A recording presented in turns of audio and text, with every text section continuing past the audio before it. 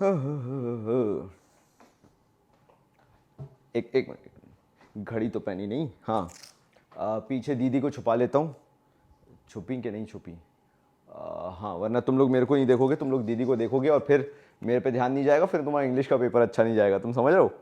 तुम सभी को जानता हूँ बेटा, मैं कॉमर्स वाले हो तुम, है ना? तुम्हारे मेरे में ज्यादा अंतर नहीं है, बस बात इतनी सी कि मैं पढ़ाना चालू कर चुका हूं। तो नमस्कार मेरे भाइयों, बहुत ही बहुत स्वागत है आज के वीडियो में। मैं तुमसे ज्यादा बात नहीं करने आया, मैं बस थोड़ी सी चुन्नू मुन्नू चीजें बताने आया हूं यहां से वहां जो मैं जानता हूं। साथ में जो इस फील्ड के एक्सपर्ट हैं उनको चैनल्स का लिंक देने आया हूं, सो दैट ये लास्ट 2 डेज की प्रिपरेशन तुम्हारी उनसे हो सके।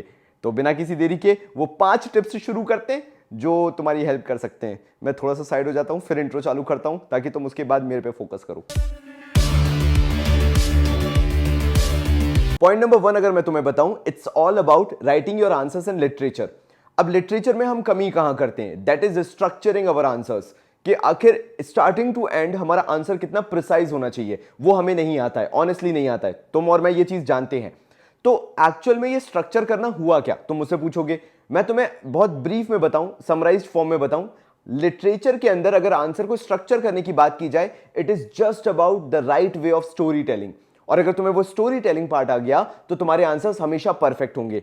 अब लेकिन तुम्हें स्टोरी टेलिंग नहीं आता, तुम्हें लिटरेचर के आंसर स्ट्रक्चर करना नहीं आता, तो फिर तुम्हें क्या करना चाहिए? तो ऐसे मोमेंट पे मैं तुम्हें ऑनेस्टली बोलूंगा, जाओ शिप्रा मैम का चैनल एक बार देख के आओ, वहां पे तुम्हें इसकी बहुत अच्छा इसका नॉलेज और आइडिया लग जाएगा। मैंने डिस्क्रिप्शन में लिंक दे रखा है, मैं कमेंट बॉक्स में ही पिन कर दूंगा, सो दैट अगर तुम कहीं पे भी कोई चीज मिस आउट कर रहे हो तो तुम्हें वहां पे वो चीज मिल जाएगी, तुम्हें आंसर स्ट्रक्चर करना आ जाएंगे, जिससे तुम्हारे मार्क्स एटलीस्ट लिटरेचर में तो नहीं कटेंगे। मैं कितना भी एम्फेसिस करूं और वो कम होगा अगर मैं तुम्हें यह बताने की कोशिश करूं कि grammar plays a very important role in scoring your marks. तुम ज्यादा स्कोर करोगे या कम स्कोर करोगे तुम्हें पता भी नहीं है। Grammar is the hidden element in English.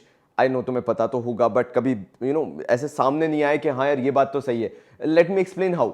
Grammar के अंदर होता क्या है, तुम्हारा स्टार्टिंग से पेपर लेके एंड तक पेपर जो है वो ग्रामर पे और सेंटेंस फ्रेमिंग पे बेस्ड होता है। और एग्जैक्टली ये 2 जगह हैं जहां पे तुम गलती करोगे ही करोगे। पहला सेंटेंस फ्रेमिंग और दूसरा ग्रामर। नाउ अगर तुम्हें इसको इंप्रूव करना है, तुम्हारे पास परफेक्ट 2 डेज हैं। तुम सैंपल पेपर्स के थ्रू कर सकते हो, तुम क्वेश्चन बैंक के थ्रू कर सकते हो, और अगर तुम्हें चैनल चाहिए तो भाई इंग्लिश विद लूसी करके एक चैनल है, लर्न इंग्लिश लैब करके चैनल है, जाओ उनको एक बार देखो, तुम्हें पता चलेगा। उनके शुरुआत से जो वीडियोस हैं they are typically based upon this grammar and sentence framing. तो तुम्हें उससे बहुत हेल्प मिल जाएगी। Totally depends upon you. चाहे तो लर्न इंग्लिश विद लैब देख लो, चाहे इंग्लिश विद लूसी देख लो, दोनों चैनल्स बहुत ऑसम है इंग्लिश की ग्रामर और सेंटेंस फ्रेमिंग तैयार करने के लिए। नेक्स्ट आता है follow the format in the writing section. Now मैं इस पे पहले भी वीडियो बना चुका हूं, मैं तो बस तुम्हें ये बोलूंगा, मैं आई बटन में ही पिन कर दूंगा एंड मैं इस वीडियो के लास्ट में भी वो वीडियो डाल दूंगा कि तुम्हारे लिए कितना इंपॉर्टेंट है राइटिंग सेक्शन के अंदर फॉर्मेट याद रखने का। ना उसके एडवांटेजेस एक नहीं बल्कि बहुत सारे हैं। अगर तुम्हें वो इनविटेशन याद है या रिप्लाई टू इनविटेशन याद है या जॉब एप्लीकेशन का फॉर्मेट याद है, इनके बेसिक फॉर्मेट याद है, एक तरीका मालूम है कि कैसे तुम्हें लिखना है, तुम्हारा बहुत सारा टाइम वहां पे बच सकता है। तुम ग्रामर स्ट्रॉन्ग करके जा रहे हो, तुम सेंटेंस फ्रेमिंग स्ट्रॉन्ग करके जा रहे हो, तुम लिटरेचर में स्टोरी टेलिंग करके जा रहे हो, एंड उसके बाद तुम्हें फॉर्मेट भी याद है राइटिंग सेक्शन का। सोचो कितनी चीजें ऐड ऑन होके तुम्हें बेनिफिट देने वाली है। तो कोशिश करो तुम्हारा राइटिंग सेक्शन में सिर्फ फॉर्मेट वाला पोर्शन जो है वो बहुत स्ट्रांग है, वो गेम बहुत स्ट्रांग है। उससे होगा क्या, तुम्हारा टाइम बचेगा, एंड ये टाइम तुम लिटरेचर में दे सकते हो जहां तुम्हें थिंकिंग प्रोसेस लगाना है, स्टोरी टेलिंग करनी है, सेंटेंस फ्रेमिंग करनी है, अपने आंसर्स को स्ट्रक्चर करना है। बिलीव मी, तुम्हारे पास बहुत सारा टाइम निकल आएगा जिसको तुम कहीं और यूटिलाइज कर सकते हो, स्पेशली लिटरेचर सेक्शन में। मैं 4th पॉइंट पे आता हूं, जो कि मतलब लगेगा कि वो तुम्हारा कॉन्फिडेंस लेवल है, बट मुझे लगता है कि कहीं ना कहीं वो चीज तुम्हें प्रैक्टिस करनी है, and that is what the point is, practice makes a man perfect. तुम्हारे ये 2 दिन जो हैं, तुम जितने सैंपल पेपर्स प्रैक्टिस कर सकते हो, एंड जितने से मेरा मीनिंग है 3 या 4 मैक्सिमम की मैं बात कर रहा हूं।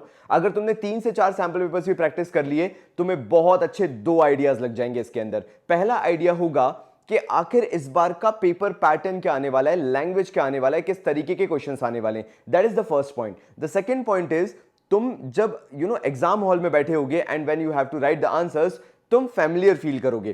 तुम एकदम से ऐसा नहीं फील करोगे कि प्रेशर आ गया है, this is for the very first time I am writing the answers. तुम ऑलरेडी क्योंकि प्रैक्टिस कर चुके होगे, तुमने लिखकर प्रैक्टिस की होगी, तुम्हारे पास एक मोमेंटम होगा आगे अपने आप को पुश थ्रू करने के लिए। सो मेक श्योर तुम इन 2 दिन के अंदर अंदर 3 से 4 सैंपल पेपर सॉल्व करके जा रहे हो।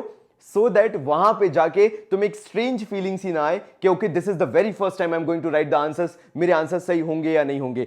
उसके लिए you need to practice. 2 points बता दिए मैंने। पहली चीज, तुम्हें आंसर फ्रेमिंग आ जाएगा, तुम्हें पता चल जाएगा कैसा पेपर पैटर्न आने वाला है। दूसरी चीज, तुम्हें एक फेमिलियरिटी आ जाएगी ताकि जब तुम एग्जाम हॉल में जाके बैठोगे तो तुम्हें स्ट्रेंज फीलिंग नहीं आएगी कि this is the first time I am going to write the answers. And अगर मैं लास्ट 5th पॉइंट की बात करूं तो वो तुम्हारे एग्जाम टाइम की चीज हो जाएगी। जब तुम पेपर अटेम्प्ट करने बैठोगे एग्जाम हॉल के अंदर, तुम्हारा एक पर्सपेक्टिव डेवलप होना जरूरी है, एक सोच डेवलप होना जरूरी है। और अगर तुमने पेपर को बहुत डिटेल में जाके पढ़ा, फर्स्ट थिंग मैं इसके अंदर बता रहा हूं 5th पॉइंट के अंदर, अगर तुमने पेपर को डिटेल में पढ़ा तो मैं उसके बहुत सारे एडवांटेजेस मिलेंगे। मैं अकाउंट्स में कभी नहीं कहता कि पेपर पढ़ो, मैं इवन बिजनेस स्टडीज में ही बोलता हूं कि अपने आप को एटलीस्ट रिस्ट्रिक्टेड करके रखो। उसकी स्ट्रेटेजी मैं बाद में बताऊंगा। इवन इकोनॉमिक्स में it's not mandatory for you to read the entire paper, but English में इट्स मैंडेटरी, सो दैट एक पर्सपेक्टिव तुम्हारा डेवलप हो जाए, तुम्हारी सोच डेवलप हो जाए कि किस डायरेक्शन में तुम आंसर करने वाले हो, क्या तरीका होगा तुम्हारा आंसर्स करने का।